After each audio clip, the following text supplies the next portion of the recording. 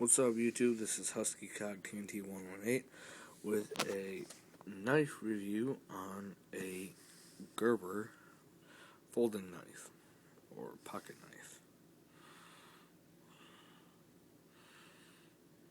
There you go.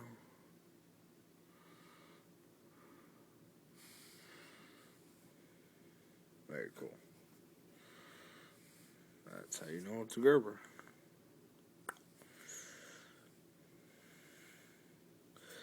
So, it's a very good knife. It's really, incredibly sharp. It looks good. It doesn't look too flashy. It's got partly serrated, which can come in handy and sometimes, I guess. Got it really for a really good deal. It's very cool. Just do that. So pull it in. The movement very smooth. My brother has a couple of Gerbers, and this one is the smoothest out of all of them for flipping it out. It's very cool.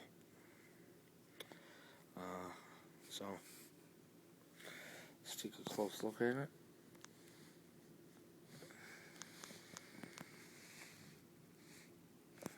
The other side. As you can see, it's got a pocket clip.